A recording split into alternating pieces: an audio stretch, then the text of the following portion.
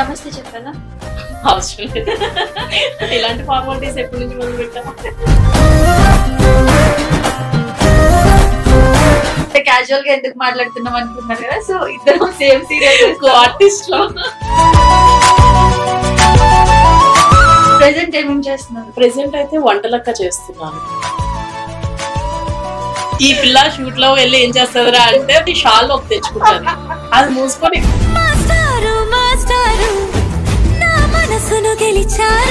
So Anusha గారి నేపథ్యం అంటే ఏం చెప్తారు? నేపథ్యం అనుకోకుండా నాకు ఫ్రెండ్ త్రూ ఆడిషన్ కి వెళ్ళాను. తను సెలెక్ట్ అవ్వలేదు, ఆ మూవీకి నేను సెలెక్ట్ అయ్యి. బేసిక్ ఏంటంటే నాకు లైఫ్ ఎలా ఉండాలంటే చిల్ అండ్ గోయింగ్ అన్నట్టు ఉండాలన్నమాట. బట్ సమ్ సిచ్యువేషన్స్ లో స్ట్రెస్ఫుల్ లైఫ్ మనం లీడ్ చేయక తప్పదు. అలాంటి సిచ్యువేషన్స్ ఉన్నాయా మరి? ఏముంది, గట్టిగా ఏడ్ చేసి తర్వాత మూవ్ ఆన్ అయిపోతాను. నాకు ఒక గన్ ఇస్తారా? కాల్ చేసి అన్నమని జైలుకి వెళ్ళిపోతా. దేవుడిచ్చిన గొప్పవాడం ఏంట్రా అంటే నాకు త్వరగా మర్చిపోతాను. ఇప్పుడు నీతో నవ్వుతున్నాను అంటే పక్కకు తిరిగి సీరియస్ అయిపోతాను. ఒకసారి ఎక్స్ప్రెషన్ మా వ్యూవర్స్.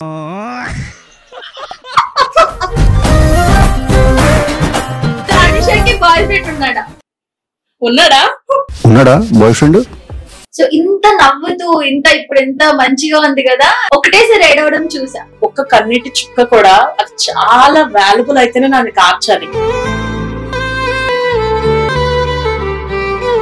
అందరికీ నమస్కారం, నేను మీ జినిత. ఈ రోజు అయితే మనతో పాటు స్పెషల్ గెస్ట్ ఉన్నారు. తను అందరికీ తెలుసు, ఎన్నో సీరియల్స్ చేసి అందరినీ బాగా అలరించారు, ఎంటర్టైన్ చేశారు. అండ్ తను సీరియల్స్ లో కామెడీ రోల్స్ చేస్తుంది. అది కాకుండా తను రియల్ లైఫ్ లో కూడా చాలా కామెడీ చేస్తుంది, చాలా మంచిది.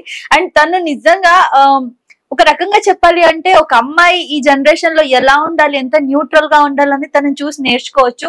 తను ఎక్కడ ఎలా ఉండాలి, ఎలా బిహేవ్ చేయాలి, ఏం మాట్లాడాలి, అన్ని చాలా ప్రాపర్ గా. అండ్ ఎంత జెన్యూన్ అంటే ఎప్పుడైనా మనం ఒక పర్సన్ ని ఇంటర్వ్యూ చేస్తున్నా లేదా మనం షూట్ లో కలిసినప్పుడు బయట కలిసినప్పుడు వేరేలా ఉంటారు కదా, బట్ దీని మాత్రం జెన్యూనిటీ నాకు ఇప్పటి వరకు నేను చూసిన అమ్మాయిల్లో నా ఫ్రెండ్స్ లో ఇంత జెన్యూన్ అని అయితే ఎవరు అనిపించలేదు. సో తను నాకు చాలా జెన్యూన్ అనిపించింది అండ్ తను నాకు చాలా ఇష్టం కూడా. పర్సనల్ గా ఇప్పుడైతే ఇంకా ఎక్కువ నచ్చుతుంది. సో తను ఎవరో కాదు, అనుష.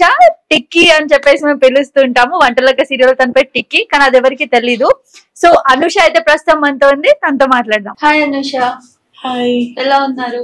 సూపర్ గా ఉన్నారు. నమస్తే చెప్పాలా? అవసరం లేదు. ఇలాంటి ఫార్మాలిటీస్ ఎప్పటి నుంచి మొదలు పెట్టాం? అంతేనా? ఇదే ప్రాబ్లం నాకు. అంటే రెగ్యులర్ గా ఉండే వాళ్ళతో ఇంటర్వ్యూ చేసాం అనుకో, మనల్ని ఆడుకుంటారు. అంటే తెలియకపోతే ఖచ్చితంగా ఎందుకు నమస్తే పెట్టలేదు అని అడిగేదాన్ని, బట్ తెలుసు కాబట్టి మనకు అలాంటి అవసరం లేదు. ఇలాగా హాయ్ హెల్లోలో నడుస్తాయి కాబట్టి నడిచిపోతుంది. ఎలా నడుస్తుంది ప్రెసెంట్ షూట్స్, సీరియల్స్? ఓకే, వెళ్తుంది అలా. ఓకే, వెళ్తుంది అలా. ప్రెసెంట్ ఏమేమి చేస్తున్నారు? ప్రెసెంట్ అయితే వంటలక్క చేస్తున్నాను మా టీవీకి. సో ఇంకోటి మా టీవీకే వేరే ప్రాజెక్ట్ అడిగారు, సో చూడాలి ఎంతవరకు అవుతుందని. ఇప్పటి వరకు ఎన్ని సీరియల్స్ చేసి ఉంటారు? ఇప్పటి వరకు ఒక 6-7. ఓకే. సో అన్నిట్లో ఎక్కువ ఇష్టం అంటే? ఎక్కువ అంటే ఆబ్వియస్లీ నాకు ఫస్ట్ సీరియల్ చాలా మంచి నేమ్ వచ్చింది, కోయిలమ్మ అని చెప్పి మా టీవీ. బేసిక్ గా నాకు యాక్టింగ్ రాకుండానే ఆ సీరియల్ లోకి వెళ్ళాను. బట్ డైరెక్టర్ గారు అసలు ఏ మాత్రం నేను కొంచెం ఏదైనా తప్పులు చేసినా ఏం చేసినా సరే ఓకే అలా కాదు ఇలా చేయమ్మా అంటే, మనకి లక్ ఏంటంటే నేను అంటే కోయిలమ్మలో చిన్నపిల్లల నుంచి జనరేషన్ చేంజ్ చేసిన తర్వాత పెద్దవాళ్ళని చేశారు. సో చిన్నపిల్లలప్పుడు 3 క్యారెక్టర్స్ ఉండేవన్నమాట, హీరోయిన్, విలన్ అండ్ నెక్స్ట్ ఇంకొక అమ్మాయి ఫ్రెండ్ రోల్ ఉండేది, ఉపలక్షిత అని చెప్పి. ఆ రోల్ లక్కీగా ఏంటంటే డైరెక్టర్ గారు వాళ్ళ మేనకోడలు చేసింది. ఆ అమ్మాయి అంటే ఈయనకి చాలా ఇష్టం. మన వాళ్ళు ఏంటంటే నాకు ఆ రోల్ పెట్టేసరికి అందరూ, ఇప్పుడు మనకి సీరియల్స్ అంటే తెలిసిందే, మన రియల్ నేమ్ ఎవరు పిలవరు, క్యారెక్టర్ నేమే పిలుస్తారు. సో అందరూ ఉపలక్షిత అంటే ఏ నేమ్ కూడా చాలా బాగుంది అనుకునేదాన్ని. కానీ మా డైరెక్టర్ గారు తిట్టాలన్నా ఉపలక్షిత అని చెప్పి తిట్టితే మళ్ళా అనుకునేవారు, అమ్మా నీ రోల్ నేమ్ వచ్చేసి నా మేనకోడలమ్మ, నిన్ను తిట్టలేను అలా అని చెప్పి ఉండలేను అని చెప్పి చాలా ఓపికగా నాకు యాక్టింగ్ నేర్పించి ఆ క్యారెక్టర్ నాకు చాలా మంచి నేమ్ వచ్చింది. ఎక్కడికి వెళ్ళినా ఏ ఉపలక్షిత గారు కదా అని చెప్పి చాలా అప్పుడే నాకు కొంచెం ఇంట్రెస్ట్ పెరిగింది, చేయాలి మంచిగా అందరికి లైక్ ఉంటది కదా. సో లక్కీగా నాకు ప్లస్ అయింది అది. తర్వాత ఇంకా నెక్స్ట్ సెకండ్ లో అంటే తర్వాత అంటే నాకు జీ తెలుగు మిఠాయి కొట్టు చిట్టమ్మ చేశాను, negative lead plus comedy. So అందులో కూడా అంటే అందులో హీరోయిన్ తో దెబ్బలు తగులుతుంది. సో ఎట్ ఏ టైం దెబ్బలు తగిలినా సరే అయినా సరే అన్ని దులిపేసుకొని మళ్ళీ హీరోయిన్ మీదకే వెళ్తాను నేను. సో ఎత్తుకు పై ఎత్తు అంటారు చూడు, అలా వేస్తూనే ఉంటారు, ఎన్నిసార్లు తన్నులు తిన్నా మళ్ళా చేస్తూనే ఉంటారు. సో ఆ రోల్ కూడా నాకు చాలా మంచి నేమ్ వచ్చింది. సో తిను ప్రాపర్ వైజాగ్, సో అందరికీ ఉంటది కదా డౌట్ ఎక్కడ ఏంటి ఎక్కడ చదువుతున్నారు. బేసిక్ గా నా స్లాంగ్ చూసి వైజాగ్ అని. అనుష గారి నేపథ్యం అంటే ఏం చెప్తారు? నేపథ్యం మనం ఇంగ్లీష్ వాళ్ళం కదా, కొత్తగా వింటున్నా. అంటే వ్యాసం నేపథ్యం అంటే ఏంట్రా సడన్ గా తెలుగు మీడియం లోకి వెళ్ళిపోయి నాకేమో అర్థం కాలేదు అనుకున్నాను నేను. మనం ఇంగ్లీష్ మీడియమే, తెలుగు నేర్చుకుని చెప్తే ఇలాగే ఉంటాయి అర్థం కాకుండా. నేపథ్యం అంటే ఎక్కడ చదువుకున్నారు, ఎక్కడ పుట్టారు, ఎక్కడ పెరిగారు, ఫ్యామిలీ మెంబర్స్ ఏంటి? నేను బేసిక్ గా వైజాగ్ లోనే పుట్టాను, నా స్టడీస్ అన్ని కూడా వైజాగ్ లోనే అయిపోయాయి. సో నేను డిగ్రీ చేశాను, ఆ తర్వాత జాబ్ పర్పస్ మీద హైదరాబాద్ వచ్చాను. అనుకోకుండా నాకు ఫ్రెండ్ త్రూ ఆడిషన్ కి వెళ్ళాను. సో తను ఆడిషన్ ఇస్తే నేను జస్ట్ కూర్చున్నాను అంతే. సో అక్కడ ఉన్న వాళ్ళు మీరు కూడా ఇవ్వండి మేడం, మీరు బాగానే ఉన్నారు కదా, సో ట్రై చేద్దాం, ఎవరికి స్టార్టింగ్ లో యాక్టింగ్ రాదు, సో చూద్దాము ఏమైతే అది అవుతుంది అని చెప్పి అన్నారు. ఓకే, వాళ్ళు నాకు ఏం చెప్పాలో కూడా తెలియదు. సో వాళ్ళు స్క్రిప్ట్ ఇచ్చారు కానీ నాకు అంత అసలు ఎలా కెమెరా ఫేసింగ్ కూడా తెలియదు, ఎలా చేయాలేంటి అని. ఏం లేదు, మీరు కెమెరాని చూసి నేను పక్క నుంచి చదువుతాను, మీరు దానికి మోడ్యులేషన్ చేయండి, అటు ఇటుగా చేస్తూ ఉండండి అని. సరే అని చేశాను. లక్కీగా తను సెలెక్ట్ అవ్వలేదు, ఆ మూవీకి నేను సెలెక్ట్ అయ్యాను. సూపర్. ఇది నాకే అర్థం కాలేదు, అసలు అవ్వలేదు, తన నుంచి కాల్ కూడా రాలేదంట. సో లక్కీగా నాకు వచ్చింది కాల్, ఓకేలే ట్రై చేద్దాము అని చెప్పి ఇంకా. సో అంటే నార్మల్ గా ఒక పర్సన్ తో మనం ఆడిషన్ కి వెళ్తే క్యాజువల్ గా వెళ్తాము, సో మేకప్ కూడా ఏం లేదు? మేకప్ లేదు, ఏం లేదు, నాకు అసలు మేకప్ ఎలా వేసుకోవాలో తెలియదు. ఎంత ఏజ్ ఉంటుంది అప్పుడు? నాకు తెలిసి ఒక 22 హైదరాబాద్ కి 22 ఆ ఏజ్ లో వచ్చాను. ఇంతకు ముందు ఏం చేసేవాళ్ళు? దానికి ముందు స్టడీస్ తర్వాత ఇంకా కొంచెం గ్యాప్ తీసుకొని ఖాళీగానే ఉండేదాన్ని. ఆ తర్వాత కొంచెం జాబ్ చేద్దాం సరదాగా అంతే. బేసిక్ ఏంటంటే నాకు లైఫ్ ఎలా ఉండాలంటే చిల్ అండ్ గోయింగ్ అన్నట్టు ఉండాలన్నమాట. మరీ అసలు టైట్ గా నువ్వు ఇది చెయ్యాలి, అది అలా కూర్చోవాలి అంటే నేను చెయ్యను. స్ట్రెస్ఫుల్ లైఫ్ అస్సలు వద్దు. బట్ సమ్ సిచ్యువేషన్స్ లో స్ట్రెస్ఫుల్ లైఫ్ మనం లీడ్ చేయక తప్పదు. అలాంటి సిచ్యువేషన్స్ ఉన్నాయా మరి? అలాంటి సిచ్యువేషన్స్ నాకు 1-2 వచ్చినా ఏముంది, గట్టిగా ఎడ్ చేసిన తర్వాత మూవ్ ఆన్ అయిపోతాను. మనకు అక్కడ వరకే రాసి పెట్టుతాను అనుకుంటాను. ఓకే, అంతే. సో అది కూడా న్యూట్రల్ గా తీసుకోవాలి. అంతే. దేవుడిచ్చిన గొప్పవాడం ఏంట్రా అంటే నాకు త్వరగా మర్చిపోతాను. అది సాడ్ అయినా హ్యాపీనెస్ అయినా సరే నేను త్వరగా మర్చిపోతాను. నాకు అది చాలా మంచిగా హెల్ప్ అవుతుంది. అవును, గుర్తుండకపోవడం. ఎందుకంటే గుర్తున్న వాళ్ళు ఏంటంటే గుర్తు చేసుకుని బాధపడతా ఉంటారు. అంతే, మర్చిపోయిన వాళ్ళకి ఏం ప్రాబ్లం లేదు. మనకి లైఫ్ లో అంతవరకే ఉంది. ఓకే, నెక్స్ట్ మనం మూవ్ ఆన్ అవ్వాలి. ఏమో అంతకన్నా ద బెటర్ ఇంకా రావచ్చేమో కదా. క్యాజువల్ గా ఎందుకు మాట్లాడుతున్నాం అనుకుంటున్నారు కదా. సో ఇద్దరం సేమ్ సీరియల్ ఆర్టిస్ట్ లో. సో అందుకే సెట్ లో కూడా ఇంతేమో పొద్దున వెళ్ళిన దగ్గర నుంచి ఎప్పుడు గ్యాప్ దొరికిందా అంటే నేను ఎక్కువ పడుకుంటూ ఉంటాను. అమ్మో, ఈ పిల్ల షూట్ లో వెళ్ళి ఏం చేస్తుందిరా అంటే బెడ్, ఆ బెడ్ కి ఇంకా ఏంటది షాల్ లోకి తెచ్చుకుంటది, అది మూసుకొని మేకప్ వేసుకుంటది, పడుకుంటది. షార్ట్ రెడీ అంటే లేస్తది, వెళ్తది, మళ్ళీ వచ్చి పడుకుంటది. ఇంకంతే. ఈమెం చేస్తే తెలుసా, మొత్తం రీల్స్ అయి చేస్తుంది. ఇలా పెట్టుకుంటది కెమెరా, ఇదే ఉంటది మొత్తం రీల్సే. కూర్చొని నించొని మేకప్ వేసుకుంటూ శారీ మొత్తం ఇట్లా శారీని తీసుకుని తిప్పుతా ఉంటది, అన్ని మొత్తం అదే. ఈమె మాత్రం షూట్ వచ్చేది, షూట్ ఎంత చేస్తుందో తెలియదు కానీ కెమెరా మొత్తం ఫోన్ లోనే ఉంటది అనమాట, మొత్తం రీల్స్. అది కూడా షూటే కదా, అంటే అలా సాటిస్ఫై అయిపోతా. అంతే. ఇప్పుడు కెమెరా ముందు మనం ఇలా చేస్తాము అంటే వాళ్ళు ఒప్పుకోరు, మన డైరెక్టర్ వాళ్ళు. అదే కెమెరా ముందు అనుకో మనకి నచ్చినట్టు చేయొచ్చు. ఏమవుతారు మీరు అలా ముద్దులు పెడితే, ఇలా ఇలా పెట్టేసి చెప్పండి. నచ్చకపోతే చోటు మానేచ్చు కదా వాళ్ళే. సీరియల్ కాదు, రీల్స్. ఓకే, సో మొత్తానికి వంటలక్క సీరియల్ ఎలా వచ్చింది, ప్రెసెంట్ ఎలా నడుస్తుంది, ఏంటి? వంటలక్క వచ్చేసి నేను వాళ్ళదే ప్రీవియస్ సావిత్రం గారి అబ్బాయి అని చెప్పి ఒక సీరియల్ వచ్చింది. సో దానికి హీరోకి మ్యారేజ్ ప్రపోజల్స్ వస్తే సో నన్ను తీసుకొచ్చారన్నమాట. సో అలా ఒక క్యారెక్టర్ ఎంటర్ అయింది. అది నేను ఒక 2 months అలా ఆ క్యారెక్టర్ చేశాను. ఆ తర్వాత మళ్ళా అదే ప్రొడక్షన్ లో మళ్ళా ఈ సీరియల్ కి పిలిచారు. సో అలా నాకు ఈ రోల్ వచ్చింది. సో ఇంకా వంటలక్కలో బాగా ఇష్టమైన పర్సన్ అంటే ఎవరు? పర్సనా? అందరూ ఇష్టమే కదా. అటాచ్ అయ్యి బాగా వీళ్ళతో మనం ఆఫ్టర్ సెట్ కూడా కంటిన్యూ చేయాలి. నా హస్బెండ్ రోల్ అక్షయ్ అని చెప్పి మామూలుగా ఆడుకోరు, నీకు తెలిసిందే.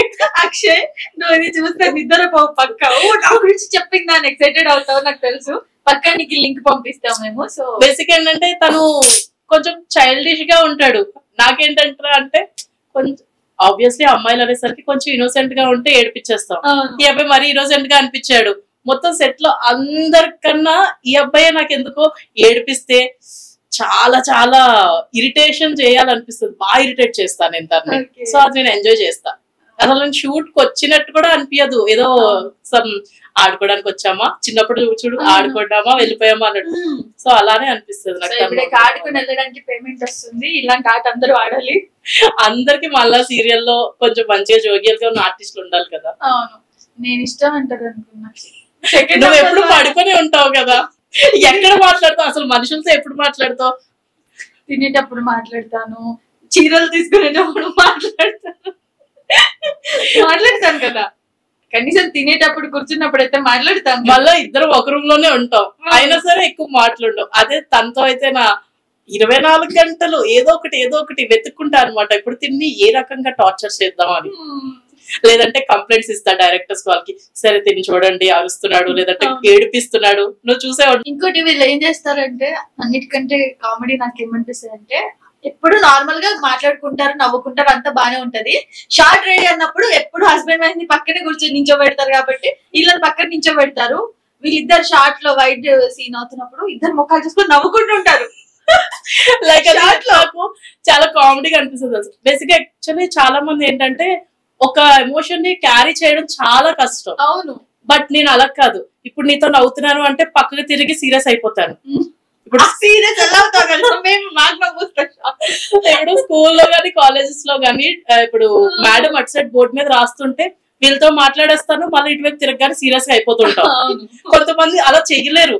ఇక్కడ నీకు జోక్ వచ్చిందంటే ఆ నవ్వుతూనే అటు మేడం చూసి కూడా నవ్వుతూనే ఉంటారు, ఎందుకంటే వాళ్ళకి అదే గుర్తొస్తుంటారు. బట్ నాకు అలా కాదు. ఇటు తన పక్కనే నించుంటాడు కదా, సీరియస్, చాలా సీరియస్. ఎక్స్ప్రెషన్ పక్కన ఉన్నాడు అనుకో, ఈ కెమెరా అనుకో, ఓకే తను ఇక్కడ పక్కన ఉన్నాడు అనుకుందాం.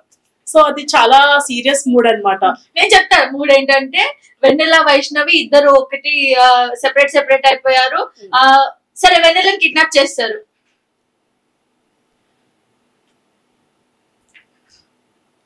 ఇలా అనగానే తను అంటే నానా రకమైన ఎక్స్ప్రెషన్స్ పెడతాడు.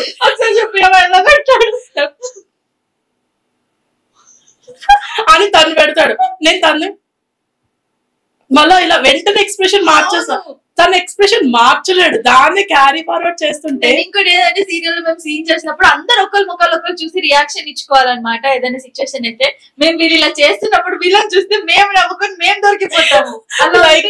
రామ్ గాని నువ్వు కానీ మమ్మల్ని చూడొద్దు అంటారు అసలు.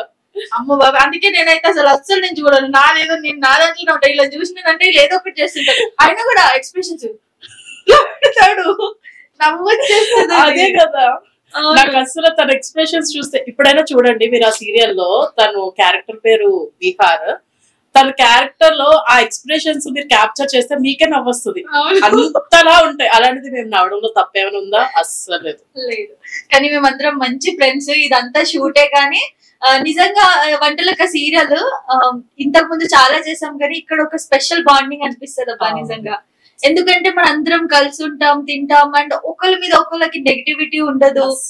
అండ్ మేము ఒకటే రూమ్ లో అంటే 6-7 మెంబర్స్ ఉంటాం. మొన్నటి వరకు అయితే భారతి గారు, వైదవతి అమ్మ అందరూ కలిసి 6-7 మెంబర్స్ ఉన్నా కూడా ఎవరి మీద నెగిటివిటీ ఉంటుంది. 7 మెంబర్స్, అందులో మళ్ళీ అసిస్టెంట్స్ అందరూ నవ్వుకుంటారు. మన లగేజెస్, అవును, ఒక్కొక్కరికి 3-4 బ్యాగ్స్. అవును, కానీ నెగిటివిటీ ఉండకుండా అందరితో కనెక్టివిటీ ఉండి మంచిగా అనిపిస్తుంది కదా అసలు. సో నాకైతే వంటలక్క సీరియల్లో మాత్రమే ఇంత మంచిగా అనిపించింది. సో నెక్స్ట్ నేను వంటలక్క సీరియల్ లో ఉండను అనుకుంటే కూడా, నేను ఆ సీరియల్ ఉండదని కంటే కూడా మనుషులు ఇల్లు ఉండదని చెప్పి ఎక్కువ బాధపడతా. బాధపడకు, మళ్ళా నెక్స్ట్ సీరియల్ లో కలిసి చేద్దాం. ఏమో లక్ ఉంటే చేయొచ్చు కదా, హ్యాపీగా చెయ్యొచ్చు కరెక్టే, కానీ రెగ్యులర్ గా మంత్లీ ఒక 2-3 times కలుస్తాం. అందరూ అంటే కలవలేము. అవును. సో ఇంకా నెక్స్ట్ ఏంటి మరి? నెక్స్ట్ ఏంటి? సీరియల్స్ లోనే ఉండిపోతావా? నెక్స్ట్ ఏమైనా బిజినెస్ ప్లాన్స్ ఉన్నాయా, లేదా ప్రొడ్యూసర్ అవుతావా? అంతవరకు ఆలోచించలేదు. బేసిక్ గా నేను రేపటి గురించి ఆలోచించాను. ఈ రోజు అయిపోయిందా, ఈ రోజు ఏం తిన్నావు, అయిపోయింది, ఇంక ఇప్పుడు పడుకోవాలి, అంతే. ఇంతే, ఇదే ప్రాసెస్ లో గురించి ఆలోచించాను. ఉండగలుగుతావు నిజంగా నాకు అనిపిస్తుంది. షూట్ లో కూడా చూస్తే అయితే అంత కామన్ గా నేను అస్సలు తీసుకోలేను తెలుసా. నిజంగా నేను ఇంటర్వ్యూలో ఎప్పుడైనా నేను చేస్తే మాత్రం ఈ క్వశ్చన్ నేను అడుగుదాం అనుకున్నా. అంత న్యూట్రల్ గా ఏది పట్టించుకోకుండా గో విత్ ద ఫ్లో అన్నట్టు ఎలా ఉండగలుగుతావు అసలు? ఇప్పుడు ఎవరో మనం లేదో అన్నారు, లేదంటే వీళ్ళు నన్ను ఇలా అంటున్నారు అని చెప్పి నేను అన్ని ఇక్కడ పెట్టేసుకున్నాను అనుకో, ఇక్కడే ఉంటే నేను నెక్స్ట్ నీతో మాట్లాడుతున్నప్పుడు కూడా నాకు అదే ఆలోచిస్తూ ఉండి నేను ఫోకస్ చేయలేను.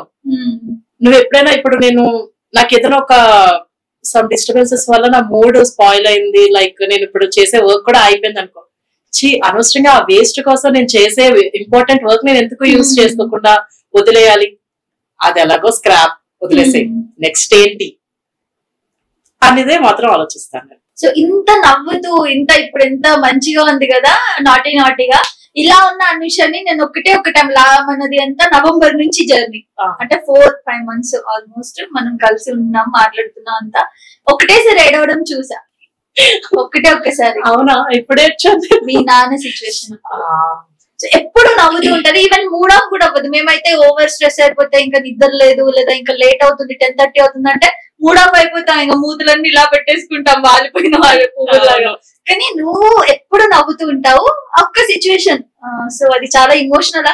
అంటే లైక్ నేను ఇప్పటి వరకు ఏడ్చినవి ఏంటంటే, నేను అనుకుంటాను నేను ఏడవాలి అంటే నాకు ఒక్క కన్నీటి చుక్క కూడా అది చాలా వాల్యుబుల్ అయితేనే నాకు కార్చాలి. సరే నాకు ఒక పెయిన్ వచ్చింది, నీకు అది కార్చే హక్కు ఉందా, అప్పుడే ఏడు, లేదంటే కూల్ అనుష అంత అవసరం లేదు, రైట్ తీసుకో, నన్ను నేను చెప్పేసుకుంటాను, వద్దు నీకు అంత అవసరం లేదు అని అనుకుంటా. కానీ నేను కంట్రోల్ చేసుకుంటా నేను ఏడ్చాను అంటే అది ఓన్లీ మా డాడీ సిచ్యువేషన్ లో. బేసిక్ గా ఆయనకి హెల్త్ ఇష్యూ ఉంది, బట్ బాగాలేదు, ఆయన బెడ్ మీద ఉన్నారని తెలిసి కూడా నేను షూట్ కి వచ్చాను. బేసిక్ గా నీకు తెలిసిందే, మనం వన్స్ షూట్ కి ఓకే చేసి అగ్రిమెంట్ చేసాము అంటే అది ఏ పరిస్థితుల్లో అయినా మనం వచ్చి చేయాలి, అది మన responsibility. So actually last minute లో కూడా నేను డాడీ దగ్గర ఉన్నప్పుడు డాడీ అన్నారు, నేను వెళ్ళిపోతాను డాడీ, నాకు షూట్ ఉంది, మరి ఉండాలా అంటే ఉండమని కూడా చెప్పారు, ఉండు అని. కానీ తెలుసు కదా మా మమ్మీ వాళ్ళు, మా ఫ్యామిలీ అంతా కూడా చాలా సపోర్టివ్ గా, నువ్వు వెళ్ళు, నువ్వు చేసుకోనరా, డాడీ ఉంటారు నువ్వు వచ్చేదాకా అని చెప్పి నన్ను పంపించారు. ఓకే అని చెప్పి నేను వెళ్ళాను, 2 days షూట్ చేశాను. 3rd day నాకు మార్నింగే కాల్ వచ్చింది, ఇలా డాడీ చనిపోయారు, నువ్వు త్వరగా వచ్చేసే అని. ఓకే అమ్మ సరే అంటున్నాను. అనుకున్నదే అవుతుంది ఇలా, కాకపోతే ఒక్క రోజు కనుక నేను ఉండుంటే అంటే అదొక నాకు గిల్టీనెస్ ఉండిపోయింది.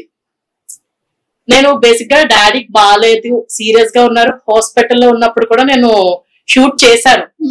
మీకు తెలియకపోవచ్చు, నేను వెనక నుంచి చెప్పాను కదా, ముందు నాకు మోడ్యులేషన్ ఎలా ఉన్నా సరే బ్యాక్ కెమెరా నేను వెళ్ళి ఏడుస్తాను. సో నేను వెనక్కి తిరిగి ఏడ్చి మళ్ళా ముందుకు తిరిగి నవ్విన రోజులు చాలా ఉన్నాయి మా డాడీ హెల్త్ విషయంలో. బట్ ఆ రోజు నేను ఎందుకో నాకు ఇంకా లైఫ్ లాంగ్ అది గుర్తుండిపోతుంది, ఒక రీగ్రెట్ ఫీల్ లా ఉంటుంది. అంటే ఒక మనిషి పుట్టాడు అంటే చావుకి తప్పదు అంటారు, బట్ సిచ్యువేషన్స్ అలా ఏదో అయ్యి పర్సనల్ అంటే నేను ఇమోషనల్ చేయాలనే ఉద్దేశం కాదు. ఇప్పుడు ఏడుస్తున్నానా నేను? ఏమో అలా ఫీల్ అవుతున్నాను. అంటే ఫీల్ అనేది లోపల ఉంటది, ఇప్పుడు ఏడ్చే అంత లేదు, అయిపోయింది. ఇప్పుడు నేను ఏడ్చేసినది మాత్రాన మా డాడీ నాకైతే రారుగా. అవును. సో అంతే నేర్చుకోవాలి తిన నుంచి. ఎంత న్యూట్రల్ గా నేను బాధపడుతున్న తన అలా చెప్తుందని నేను ఏడవట్లేదు చెప్పేస్తుంది, అంతే అయిపోయింది. ఇంకా నేను ఆ రోజు ఏడ్చాను. తర్వాత మా డాడీ అంటే యాక్చువల్లీ ఆ రోజు నాకు ఫ్లైట్స్ కూడా చాలా కష్టం అయ్యాయి. నా కోసం మా డాడీ అక్కడి నుంచి తీసుకొచ్చేసి శ్మశానం దగ్గర వెయిట్ చేశారు నా కోసం. నాకు అనిపించింది నేనంటే హైదరాబాద్ లోనే ఉన్నా, బట్ యుఎస్ UK ఇలా వేరే ఫారిన్ కంట్రీస్ లో ఉన్న వాళ్ళ పరిస్థితి ఏంటి అని అనిపించింది. బట్ నేను డాడీ దగ్గర నాకు తెలిసి ఎక్కువసేపు కూడా ఆడలేదు, ఒక 5 minutes ఏడ్చాను. ఆ తర్వాత నేను ఒక 1 week అక్కడే ఉన్నాను, ఒక్క కన్నీటి చుక్క కూడా కార్చలేదు. వాళ్ళు ఏడుస్తే నేను కంట్రోల్ చేస్తూ ఉన్నాను. సరే ఇంకా అయిపోయింది, మూవ్ ఆన్ ఇంకా అంతే. కానీ రిటర్న్ నేను మళ్ళా షూట్ కోసం నేను ఫ్లైట్ లో వస్తున్నప్పుడు ఎంత ఏడ్చానో. 1.5 hour నాకు Vizag to Hyderabad journey, 1.5 hour నాకు లిటరలీ ఏడుస్తూనే ఉన్నా మా డాడీ ఫోటో చూసి. నేను అది క్యాప్చర్ చేసుకున్నా నేను మొబైల్లో, నేను ఎలా ఏడుస్తున్నాను అని. నాకు స్టిల్ ఇప్పుడు కూడా నా ఫోన్ లో ఉంటుంది. బట్ నేను ఎక్కడ ప్రతిదీ అప్లోడ్ చేశాను, నేను అది నేను ఎక్కడ అప్లోడ్ చేయలేదు. ఎందుకంటే మా డాడీ అది నా పర్సనల్, నేను అది నేను ఉంచుకుంటాను నేను ఇంకా అంతే. ఇంక మళ్ళీ ఇప్పటి వరకు ఏడవలేదు డాడీ గురించి అంతే. ఇంకోటి బాగా వీడియోస్, సెల్ఫీస్, రీల్స్ బాగా పిచ్చి కదా? అవును. ఎందుకలా? ఎందుకు సోషల్ మీడియాలో కనిపిస్తుండడం లేదా నార్మల్ గానే రీల్స్ వీడియోస్ ఇష్టమా? బేసిక్ గా నాకు ఎలా ఉంటదంటే కెమెరా ముందు మనకి ఎలా అంటే ఈ మోడ్యులేషన్ చేయండి అని అంటారు. అంటే వాళ్ళు చెప్పకపోయినా సరే మనకి ఆ స్క్రిప్ట్ పరంగా మనకి ఇది మోడ్యులేషన్ అని మనకు అర్థమైపోతుంది. సీరియస్నెస్ లేదంటే సిల్లీగా కామెడీ చేయడం, సో ఫన్ చేయడం ఇవన్నీ ఉంటది. బట్ రీల్స్ లో మనకి ఇంకా నచ్చినట్టు చేయొచ్చు, ఇష్టం ఉంది అంతే. నువ్వు నా రీల్స్ అబ్జర్వ్ చేస్తే ఏ ఒక్కటి ఏడ్చినట్టు ఉండదు, ఓన్లీ డాన్స్, కామెడీ. నాకు ఎలా అనిపిస్తుంది అంటే అరే లైఫ్ లో ఉన్న దరిద్రాలు చాలక ఇంకా రీల్స్ లో కూడా ఏడవడాలు ఏంటిరా అనిపిస్తుంది నాకు బేసిక్ ఎవరైనా చూస్తే. సో ఏంటంటే నేను ఎక్కువ హ్యాపీగా ఉంటే రీల్స్ చేస్తా, బాధగా ఉన్నాను అనుకో, అదే ఇప్పుడు నేను చెప్పాను చూడు, ఏదైనా నాకు అనిపించింది అనుకో వెంటనే రీల్స్ చేస్తా నా మూడు మార్చుకోవడానికి. చాలా మంది మ్యూజిక్ వింటారు, బట్ నేను రీల్స్ చేస్తా. ఎందుకంటే అక్కడ వచ్చేటట్టు నా మైండ్ ఎలా అంటే అలా ట్యూన్ అయిపోతుంటది. ఆ సాంగ్ కి నేను ఇలాంటి ఎక్స్ప్రెషన్ ఇస్తే బాగుంటది, సో ఇలా చేస్తే బాగుంటది అని. చాలా మంది పిచ్చి అనుకుంటారు, బట్ నాకు అందులోనే హ్యాపీనెస్ ఉంది. నువ్వే పిచ్చి అనుకుంటారు. ఎందుకంటే నా ఫ్రెండ్స్ చాలా మంది ఇప్పుడే కదా నువ్వు ఏడ్చావంటే, ఏడిస్తే ఇప్పుడు నాకు రీచ్ చేయాలనిపించింది చేసుకుంటాను. అండ్ నువ్వు నమ్మవు, నాకు మూడ్ బాగాలేదనుకో నేను గబగబా వెళ్ళి ఫ్రెష్ అయిపోయి శారీ కానీ లేదంటే మంచి చుడిదార్ కానీ వేసి మేకప్ వేసుకుంటుంటా. మా ఫ్రెండ్స్ అనుకుంటారు ఎందుకు నువ్వు ఇంత సడన్ గా రెడీ అవుతున్నా, ఎక్కడికి బయటకు వెళ్ళాలంటే లేదు రీల్ చేసుకోవాలి, రీల్ చేసుకోవడానికి కింద రెడీ అవ్వాలా అంటారు వాళ్ళు. అవును చేసుకోవాలి, నాకు అది ఇంట్రెస్ట్ అంతే. కొన్ని అంతే చిన్న చిన్న వాటిలో సంతోషాలు ఎత్తుకుంటాను నేను. అనిషాకి బాయ్ ఫ్రెండ్ ఉన్నాడా? ఉన్నాడా ఇన్ని రీల్స్ చేసే అమ్మాయికి బాయ్ ఫ్రెండ్ ఉన్నాడా? ఉంటాడా ఏంటి నాకే క్వశ్చన్ ఇస్తున్నావా? ఉంటాడా అంటే బేసిక్ ఏంటంటే నేను ఒక పర్ఫెక్ట్ ప్లానింగ్ లో ఉన్నా. లవ్ రిలేషన్ ఇవేవి వద్దు నాకు. మ్యారేజ్ చేసుకుంటావా వచ్చి ఇంట్లో మాట్లాడు, లేదా వెళ్ళిపో. ఒక స్టైల్ లో అమ్మాయిలందరూ అది చేస్తారు అంతే. ఇంకా మనం లవ్ చేసేవాడి కోసం చూద్దాము, వాడు ఎలా ఉంటాడు, వాడు ఎంత సంపాదిస్తాడు, ఇవన్నీ బ్యాక్గ్రౌండ్ వెరిఫికేషన్ చేసుకోవడానికి మనం బిజినెస్ చేయట్లేదు కదా. ఇప్పుడు నేనంటే ఇష్టపడిన వాడు లవ్ కోసం నా వెనక పడక్కర్లేదు. నా ఫ్యామిలీని ఒప్పించుకున్నాడంటే ఫ్యామిలీ అయితే ఆబ్వియస్లీ బ్యాక్గ్రౌండ్ వెరిఫికేషన్ అది చేసుకొని వాళ్ళు ఓకే అంటే నాకు ఓకే, నువ్వు ఎలా ఉన్నా నాకు ఓకే, ఏం సంపాదించకపోయినా నాకు ఓకే. ఫస్ట్ ఫ్యామిలీతో అయితే అప్రోచ్ అవ్వాలి అంతే. ఫ్యామిలీకి నచ్చితే నాకు నచ్చినట్టే. మరి ఎప్పుడు పెళ్లి చేసుకోబోతున్నారు? ప్లాన్స్ ఏమన్నా ఉన్నాయి, సో చేసుకోవాలి. మేబీ ఈ ఇయర్ అయిపోవచ్చు. ఇయర్ అయిపోవచ్చు. ఓకే. లవ్ మ్యారేజ్ అవుతుందా అరేంజ్ మ్యారేజా? ఏం ఎక్స్పెక్ట్ చేయొచ్చు వ్యూవర్స్? లవ్ కమ్ అరేంజ్ అనుకుంటున్నాను. బాయ్ ఫ్రెండ్ ఉంటాడా అన్నయ్య కూడా ఇప్పుడు లవ్ కమ్ అరేంజ్ అంటుంది. చూడండి చెప్పాను కదా నీకు ఆల్రెడీ ప్రాసెస్. ఇంటికి వచ్చి మాట్లాడు అని మాట్లాడి ఓకే చేస్తే ఏమో రేపు ఒకటి ప్రపోజ్ చేయొచ్చు, ఎల్లుండి నా ఇంటికి వెళ్ళి మాట్లాడొచ్చు, ఆ నెక్స్ట్ డే మ్యారేజ్ అయిపోవచ్చు. అది చాలా ఫాస్ట్, చెప్పలేం కదా. సో ఈవిడకి ఒక మంచి టాలెంట్ కూడా ఉంది. గతంలో ఈవిడ యాంకరింగ్ కూడా చేశారు కదా. ఏమైనా యాంకరింగ్ కొంచెం బయటికి తీస్తారా? బయటికి తీయడానికి ఏం లేదు. బేసిక్ గా ఏంటంటే నేను యాంకర్ కూడా అనుకోకుండా అయ్యాను. ఇప్పుడు నేను ఎలా యాక్టర్ అనుకోకుండా అయ్యాను, యాంకర్ కూడా అనుకోకుండా అయ్యాను. బేసిక్ గా నేను ఒక మీడియాలో వర్క్ చేసేదాన్ని. మనకి వెబ్ సిరీస్ లో అవన్నీ చేసేవారు అనమాట. సో అలా నేను యాక్టర్ గా ఎంటర్ అయ్యి యాంకర్ గా ఎలా అయ్యాను అంటే మన సుధీర్ ది ఫస్ట్ మూవీ ఒకటి వచ్చింది, ఐడియా ఉందా? సుడిగాలి సుధీర్ అని చెప్పి. దానికి ఏంటంటే మా మీడియా వాళ్ళే ప్రమోషన్ చేస్తున్నారు. సో ప్రొడ్యూసర్ మా ఛానల్ వాళ్ళ ఫ్రెండ్ అన్నమాట. సో యాంకర్ కోసం చూస్తున్నారు. యాంకర్ కోసం చూస్తున్న టైంలో అనుష నువ్వు ఉన్నావు కదా, చేయొచ్చు కదా అన్నారు. సార్ నాకు మినిమం తెలిస్తే, నాకు బేసిక్ నాలెడ్జ్ కూడా, నీకు యాక్టింగ్ కూడా నీకు ఫస్ట్ లో రాదు కదా అనుష, తర్వాత ఇప్పుడు నువ్వు మంచిగా ఇంప్రూవ్ అయ్యావు కదా, సో యాంకరింగ్ కూడా అలాగే ఏం కాదు మేము చూసుకుంటాం అన్నారు. మొత్తం మా డిపార్ట్మెంట్, మా డైరెక్షన్ డిపార్ట్మెంట్ నుంచి కెమెరా టీమ్ మొత్తం అందరూ చూసుకుంటా అన్నారు. నేనేమో చెయ్యను అంటే నాకు అందులో ఒక సార్ ఉన్నారు అనమాట. ఆయన ఏం చెప్తే అది నేను ఓకే అంటే నేను ట్రై చేస్తాను అనలేను, బట్ ఫస్ట్ ఆయన ఏం చెప్తే ఓకే అనేస్తాను. ఓకే అనేసాను.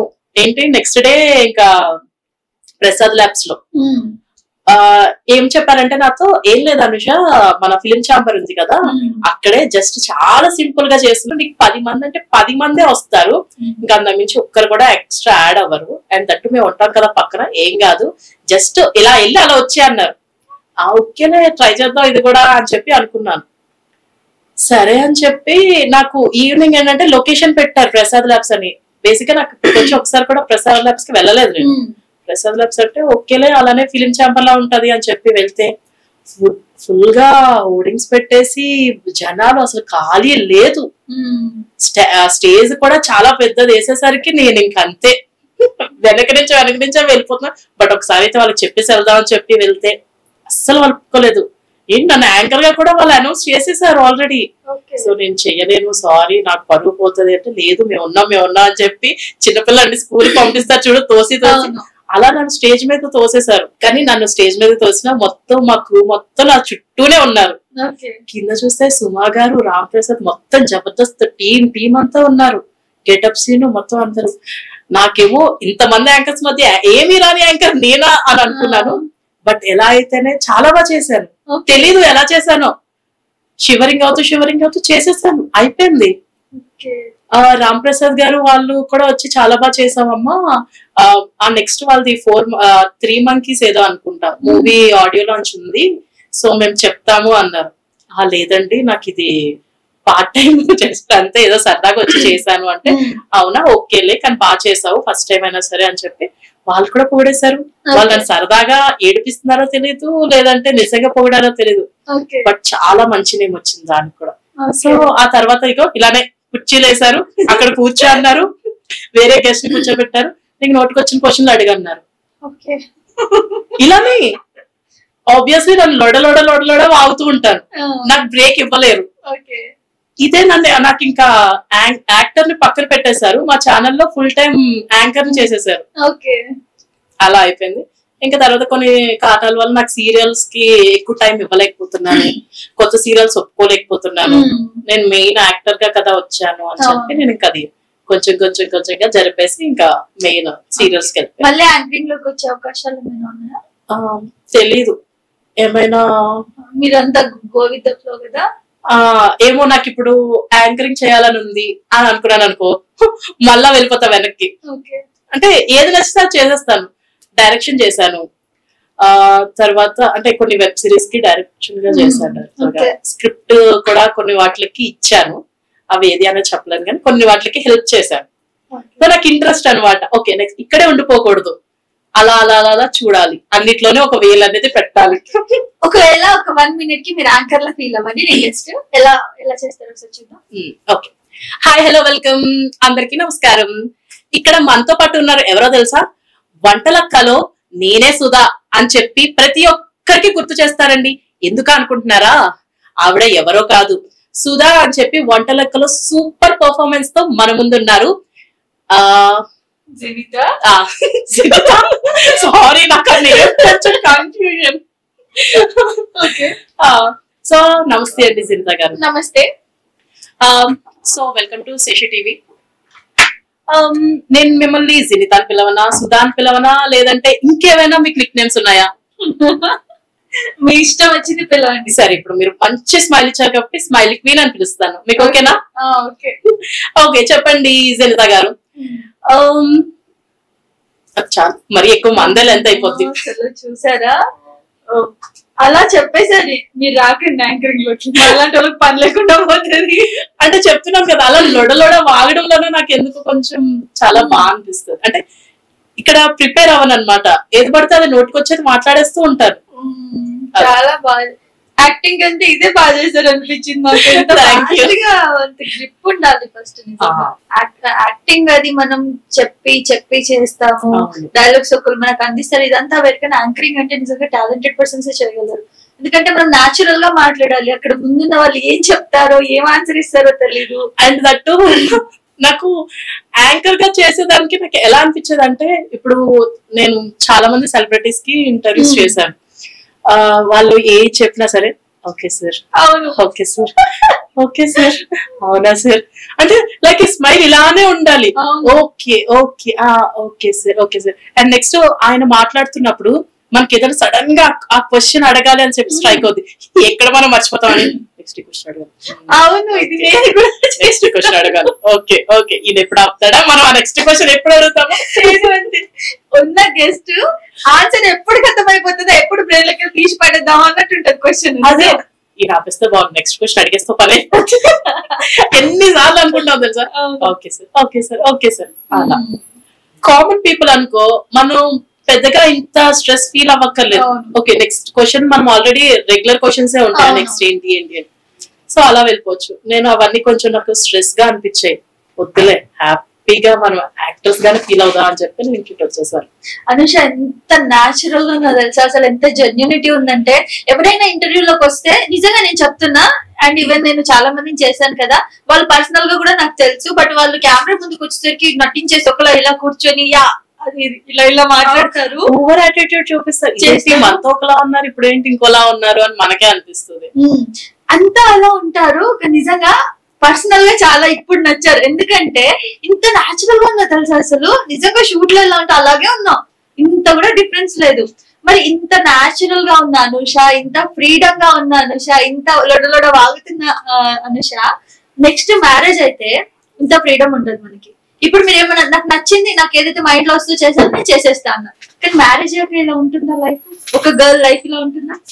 ఒక గర్ల్ లైఫ్ అన్నది నాకు తెలియదు. ఎందుకంటే నీ లైఫ్ ఒకలా ఉండొచ్చు, మ్యారేజ్ తర్వాత నా లైఫ్ ఇంకోలా ఉండొచ్చు. ఏది కూడా సేమ్ ఉండదు. మేబీ నా లైఫ్ అనేది నాకు వచ్చి అత్తమ్మ వాళ్ళ మీద డిపెండ్ అయి ఉంటది, హస్బెండ్ మీద డిపెండ్ అయి ఉంటది. వాళ్ళు ఇలా ఉండాలి అంటే నేను ఇలానే ఉంటాను, లేదు నేను ఇలానే పెరిగాను నేను ఇలానే ఉంటాను అని అంటే ఆ రిలేషన్ ఎప్పుడు కూడా. ఓకే, సో అనుష మారుతుందా మ్యారేజ్ అయ్యి? ఒకవేళ ఇలా ఉండాలి, ఇది చేయాలి, మమ్మల్ని అడగాలి, ఏదైనా చేయాలి అంటే అలా ఉంటే ఆబ్వియస్లీ మారుతుంది. ఒక రిలేషన్ కావాలి అంటే కమిట్మెంట్ చాలా ఇంపార్టెంట్ కదా. సో నేను ఎలా ఉన్నా సరే నేను వాళ్ళు ఇలా చెప్తే ఖచ్చితంగా అలానే చేస్తాను. సో మ్యారేజ్ అయ్యాక మారుతారు. ఇప్పుడంటే మనం సింగిల్ కాబట్టి మనం ఎలా ఉన్నా ఎవరు క్వశ్చన్ చేయరు.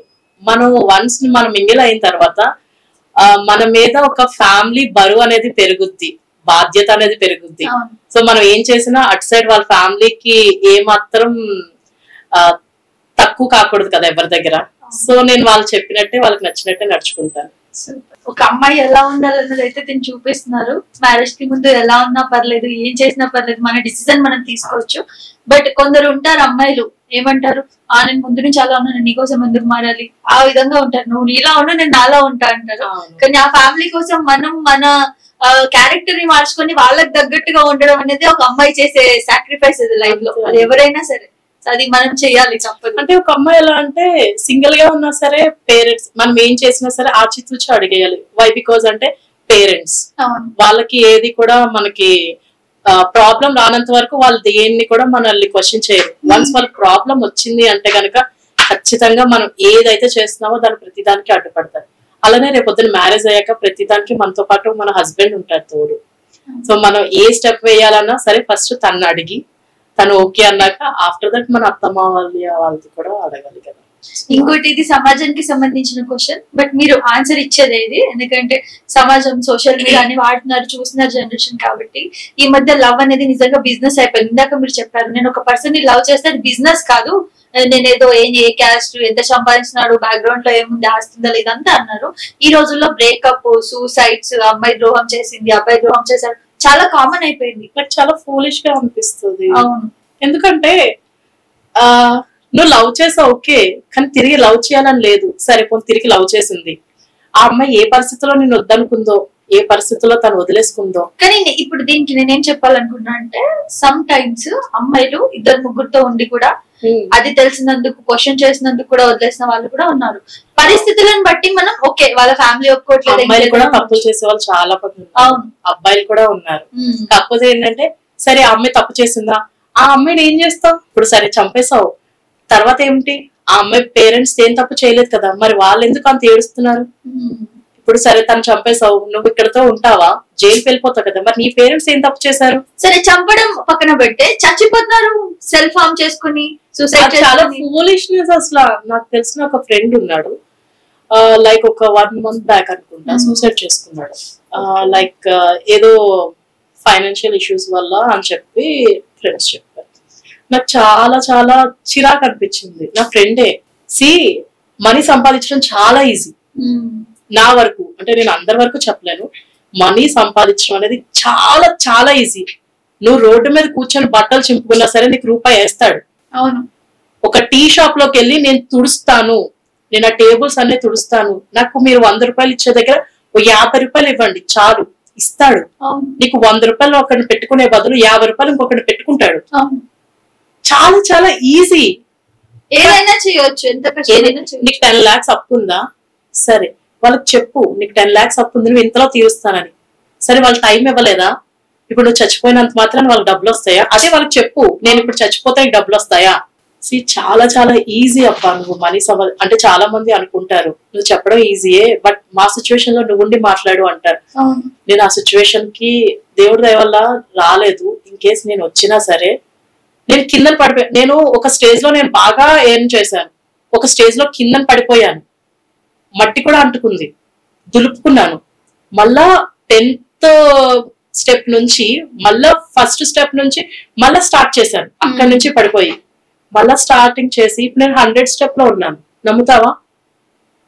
వారు నన్ను అలా చేశారు అని కాదు, నేను ఇక్కడ పడిపోయాను అంటే నేను మళ్ళీ స్టార్టింగ్ నుంచి నేను రావాలనుకుంటున్నారేమో అని చెప్పి మళ్ళీ ఎర్న్ చేసుకుంటూ వచ్చాను. అంటే చాలా మంది ఏమంటారు, ఇప్పుడు 10th నుంచి ఫస్ట్ కి పడిపోయిన తర్వాత స్టెప్ వెయ్యాలన్న ఉద్దేశం కూడా ఉండదు వాళ్ళకి, అక్కడే ఇంకా అయిపోయింది ఇది ఎండ్ అనేసి అదే అంటున్నారు, ఓడిపోతారు. ఎందుకు అలా? ఇప్పుడు వాళ్ళు నిన్ను పడేయడం తప్పు కాదు, నువ్వు లేచి నించున్నావు చూడు, అది నీ గ్రేట్నెస్. అరే నేను పడేసినా సరే వీడు ఎలా నించున్నాడు అని వాళ్ళకి నువ్వు ధీటుగా నించోవాలి. అప్పుడే నువ్వు లైఫ్ అనేది, ఇప్పుడు ఎలా పడితే అలా దేవుడు మనకు లైఫ్ ఇవ్వడు కదా, దానికి ఎంతో కొంత సార్థకత చేయాలి కదా. సో అలా నేను అనుకుంటున్నాను. అండ్ మన షూట్ లో అక్షయ్ నన్ను ఒకటి చెప్పాడు, ఏంటంటే వాళ్ళ ఊరు కర్ణాటక ఏదైతే ఉందో, కర్ణాటకలో వాళ్ళ లైక్ వాళ్ళ థియేటర్ ఏదో ఉంది సమ్, అక్కడ అందులో ఒక అబ్బాయి పనిచేస్తున్నాడంట. వాడికి ఏజ్ నాకు తెలిసి 23 ఎంతో, మ్యారేజ్ చేసుకున్నాడంట. ఆయనకి నెలకు వచ్చేది 100 రూపాయలు అంట.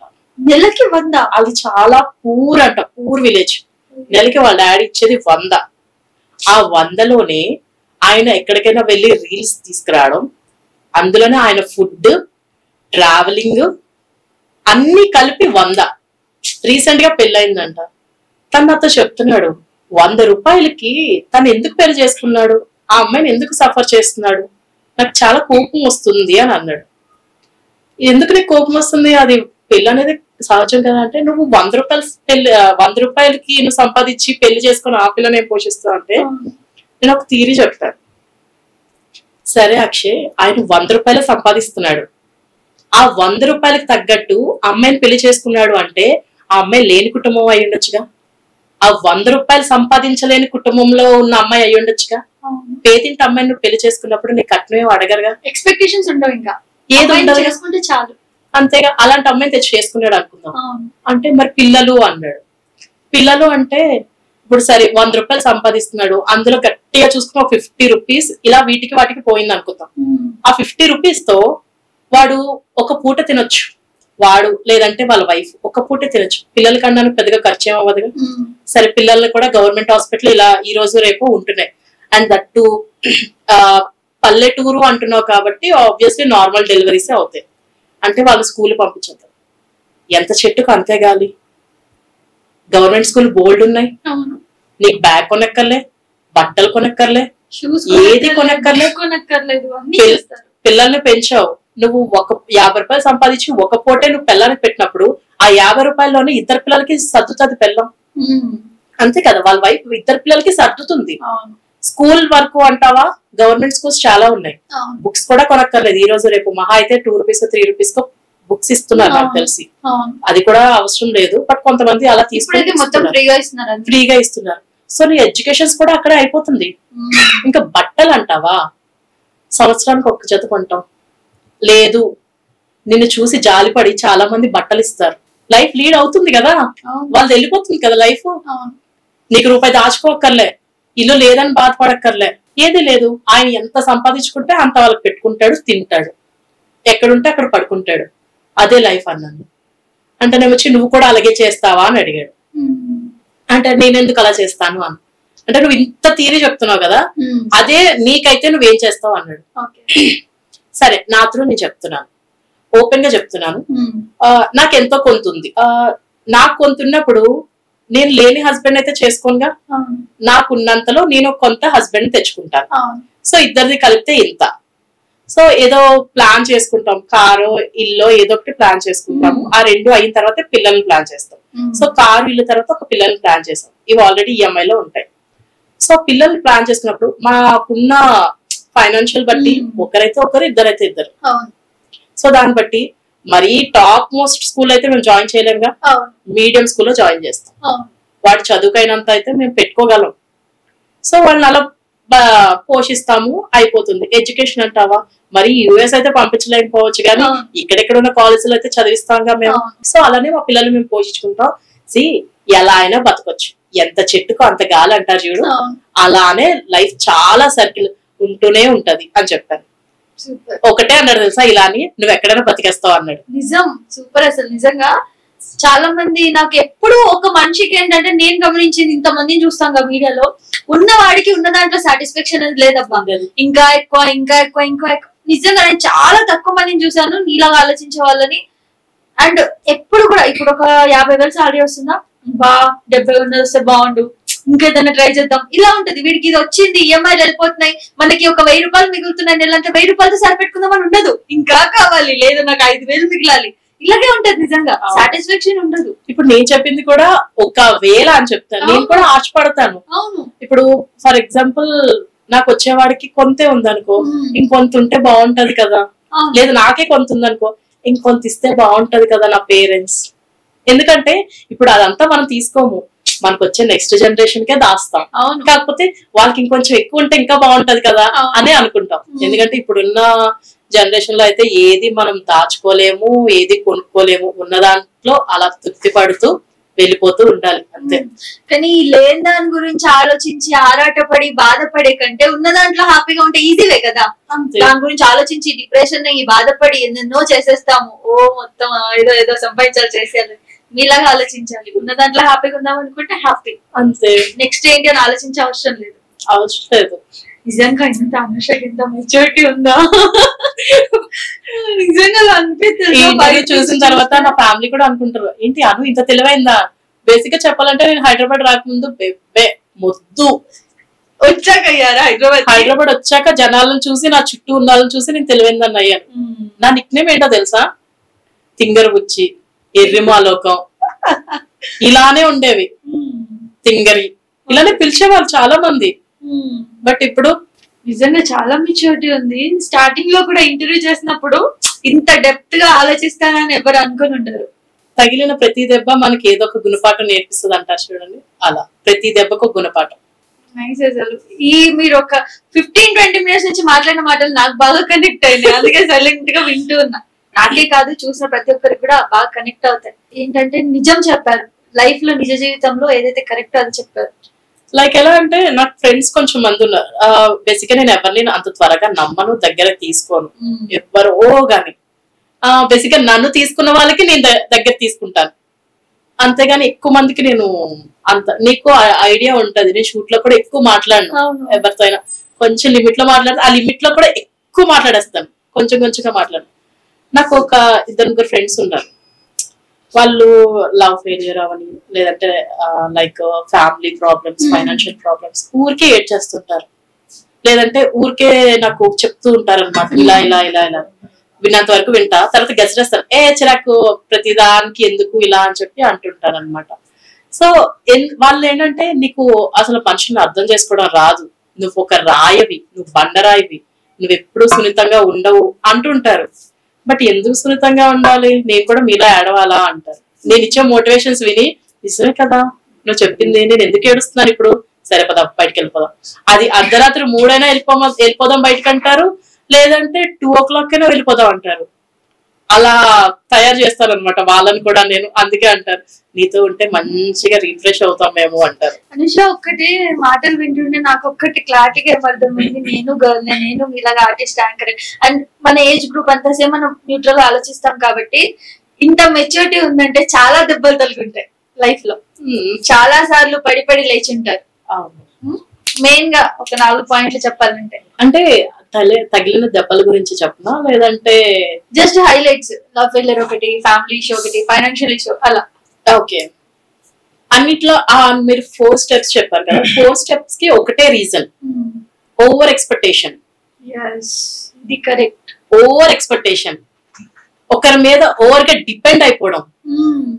ఇప్పుడు వైఫ్ అండ్ హస్బెండ్ ఉన్నారు, వైఫ్ ఎలా ఉంటది, మనం ట్రిప్కి వెళ్దాం అంటే ఓకే అండి వెళ్దాం, ఆయన వెనకాల నడుచుకుంటూ వెళ్ళిపోతుంది. సరే ఇప్పుడు నీకు ఫైనాన్షియల్ గా నువ్వు సంపాదిస్తున్నావు, నీ హస్బెండ్ కూడా సంపాదిస్తున్నారు, కానీ నీకు లోకజ్ఞానం లేదు. అలాంటప్పుడు నువ్వేం చేస్తావు, అతనిపై డిపెండ్ అవుతాం, హస్బెండ్ మీద డిపెండ్ అవుతాం. సో అలా ప్రతి దానికి ఒకరి మీద డిపెండ్ అవ్వడం అనేది చాలా రాంగ్ అని నేను కొంచెం తెలుసుకున్నా. ఆ తర్వాత ఏంటంటే ఫైనాన్షియల్ గా కొంచెం లో అవ్వడం, అండ్ నా ముందు ఒకలా నా వెనుక ఒకలా చాలా మంది చాలా మాట్లాడారు. అది వెందో ఫ్రెండ్స్ అవని, ఫ్యామిలీ అవని, సొంత మమ్మీ డాడీ అవని. సో అలా అంటే వింటాను నేను, ఎవరు ఏం చెప్పినా వింటా. అవుతారా నువ్వు ఎందుకు నా గురించి అలా మాట్లాడావు తెలిసి కూడా, నువ్వు వెనక మాట్లాడావు అంటేనే నువ్వు డౌన్ ఫాల్ అయిపోయినట్టు, ఇంకా నేనెందుకు వాటి గురించి ఆలోచిస్తాను. చాలా మంది ఉంటారు అలాంటి, ఇప్పుడు మాట్లాడా వెళ్ళి అడిగడం ఎందుకు మాట్లాడావు ఏంటి అలా అడుగుతా. ఇప్పుడు సరే ఇప్పుడు నువ్వు నా గురించి మాట్లాడావు, నువ్వు నా గురించి బ్యాడ్ మాట్లాడావు అని చెప్పి నీ ఫ్రెండ్ వచ్చి నాకు చెప్పారు, ఇలా తన నీ గురించి బ్యాడ్ గా మాట్లాడింది, అవునా ఓకే అని వెళ్ళిపోతా. అదేంటి నువ్వు అడగవా అంటే, సరే నేను ఇప్పుడు తన దగ్గరికి వెళ్ళి ఎందుకు నువ్వు నా గురించి మాట్లాడావు అని చెప్పి సీరియస్ అవుతా. నేను ఎప్పుడు మాట్లాడాను, అయినా ఎవరు చెప్పారు అని. అప్పుడు నేను నీ పేరు చెప్తాను, వారు చెప్పనా, వద్దు నా పేరు చెప్తే మళ్ళా బ్యాడ్, మరి ఇంకెందుకు. కానీ మళ్ళీ తర్వాత మనిషితో సేమ్ అలా ఉండగలుగుతారు, ఇది వరకు ఉంటాను. అమ్మా నా వాళ్ళు అస్సలు కాదు, ఉంటాను. ఎందుకు అంటే నేను చెప్పాను కదా, ఈవెందో నా ఫ్యామిలీ మాట్లాడినా కూడా నేను వాళ్ళతో ఇప్పుడు హ్యాపీగానే ఉన్నాను. ఎందుకంటే వాళ్ళు మాట్లాడింది ఒక సందర్భం వల్ల నన్ను బ్యాడ్ అనుకోవచ్చు, బట్ వాళ్ళతో నాకు నెంబర్ ఆఫ్ మెమరీస్ ఉన్నాయి, అవన్నీ బ్యాడ్ కాదుగా, అవన్నీ నాకు గుడ్డే కదా. సో ఒక్క మైనస్ పట్టుకొని ఇన్ని ప్లస్ నేను వదిలేసుకుంటాను, ఇప్పటికీ వదులుకోను. అలా నిజంగా మాట్లాడుతుంటే ఇంటర్వ్యూ చేయాలనే ఉంది, ఎక్కువ లాంగ్ లెంత్ అయిపోతే మీరు చూడరు కాబట్టి. సో నెక్స్ట్ మనం ఇంకేదైనా మంచిగా ప్లాన్ చేద్దాం, మోటివేషన్ ప్లాన్ చేస్తాం మీతో. మోటివేషన్ బాగా సెట్ అవుతుంది. నేనా? కానీ నేను వితండవాదం చేస్తా అంటారు చాలా మంది మూర్ఖులు. మూర్ఖులు అని కూడా అనేసా ఇప్పుడు ఇంటర్వ్యూ చూసి నన్నే అన్నది అనుష అని అనుకుంటారు. చాలా మందికి కొన్ని సోషల్ గా ఏదైతే కంటెంట్ కొన్ని బయటకు వస్తాయో నన్ను కావాలని అడుగుతారు, నీకు ఇందులో రాంగ్ అనిపించిందా రైట్ అనిపించిందా. నేను మొక్కమే చెప్పేస్తాను నాకు ఇది రాంగ్ అని. నీకెందుకు రాంగ్ అనిపించింది, ఇది రైట్ కదా, అంటే నువ్వు అమ్మాయి కదా. నేను బేసిక్ ఏంటంటే అమ్మాయి ఇలానే ఉండాలనుకుంటాను, ఇలా ఉంటేనే నాకు కరెక్ట్ అనిపిస్తుంది. నువ్వు వేరే ఇప్పుడు నేను హైదరాబాద్ లో వచ్చినప్పుడు ఫుల్ ఆఫ్ మోడర్న్ ఉంటాను, అల్ట్రా మోడర్న్ ఉంటాను. బట్ నేను వైజాగ్ వెళ్ళిపోయిన తర్వాత వైజాగ్ లో నాది ఒక విలేజ్, లైక్ మరి విలేజ్ కాదు, కొంచెం ఒక సిటీ అనుకుందాం. అందులో నేను ఇలానే ఉండాలి, హైదరాబాద్ లో నేను ఇలానే ఉండాలి. మీకు తెలుసా నేను వైజాగ్ లో జీన్ కూడా వేసుకోను, జీన్స్ వేసుకోను, లిప్స్టిక్ పెట్టుకోను, ఏది పెట్టుకోను, అసలు వితౌట్ చున్నీ బయటకు రానివారు. అలానే ఉంటాను. అక్కడికి వెళ్తే జడేసుకొని బొట్టు లేకుండా బయటకు రాను, బొట్టు పెట్టుకొని అలానే ఉంటాను, గాజులు వేసుకొని. ఇక్కడికి వచ్చాక అసలు గాజులే ఉండవు, బొట్టు అనేది చుడిదార్ శారీ తప్ప ఇంక మామూలు అప్పుడు బొట్టే రాదు. ఎందుకంటే ఎక్కడ ఎలా ఉండాల్సింది అలానే ఉండాలి. నేను ఇక్కడ హైదరాబాద్ లో ఇంతలా పోర్చుంటా అని చెప్పి వైజాగ్ లో ఉన్నాను అనుకో, నన్ను ఫస్టే ఏ గొయ్యో తీసేస్తారు బయటికి. సో అది నేను చెప్పేది ఏంటంటే, సో ఫైనల్ గా మా వ్యూవర్స్ కి ఏం చెప్తారు, ఏంటి ఒక మంచి మోటివేషన్ తో ఎండ్ చేద్దాం. పెద్ద పెద్ద మాటలు మోటివేషన్ అని బేసిక్ గా చెప్పాను కదా, ఓవర్ ఎక్స్పెక్టేషన్స్ ఎవరి మీద పెట్టుకోవద్దు. వన్స్ నువ్వు ఓవర్ ఎక్స్పెక్టేషన్ ఒకరి మీద పెట్టుకున్నావంటే అది ఇవెందో నీ బ్రదర్ అయినా అవ్వచ్చు, నీ బాయ్ ఫ్రెండ్, హస్బెండ్, ఏమో ఫాదర్ కూడా అయి ఉండొచ్చు. నువ్వు ఎవరి మీద అయితే ఎక్కువ ఎక్స్పెక్టేషన్స్ పెట్టుకుంటావో వాళ్ళు అది రీచ్ అవ్వడానికి ట్రై చేయరు. అంటే వాళ్ళు ఆల్రెడీ ఒక దాంట్లో ఉంటారు, నువ్వు ఎక్స్పెక్టేషన్స్ ఎక్కువ పెట్టుకున్నావు, అది నీ తప్పు, వాళ్ళ తప్పు కాదు. అలా అని చెప్పి వాళ్ళని బ్లేమ్ కూడా చేయకూడదు. అంతే. సూపర్, బాగా చెప్పారు. నిజంగా ఓవర్ ఎక్స్పెక్టేషన్స్ మోర్ హర్టింగ్ అన్నమాట. సో ఎంత ఎక్స్పెక్టేషన్స్ పెట్టుకుంటే మనుషులు హర్ట్ అవుతారు. వాళ్ళు హర్ట్ చేయరు, మనది మనమే అయిపోతుంటాం.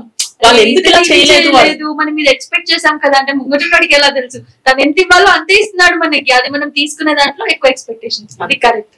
ఎక్స్పెక్టేషన్స్ రిలేషన్షిప్ ని ఎండ్ చేస్తాయి. అదే మనం ఎక్స్పెక్టేషన్స్ పెట్టుకోలేదు అంటే హ్యాపీగా మూవ్ అవ్వచ్చు. ఏ ఎక్స్పెక్టేషన్స్ లేనప్పుడు ఆ ఎక్స్పెక్టేషన్ ఏది ఇచ్చినా మనకు హ్యాపీనెస్ గానే ఉంటది. ఇది correct. So thank you so much Anusha. Thank you.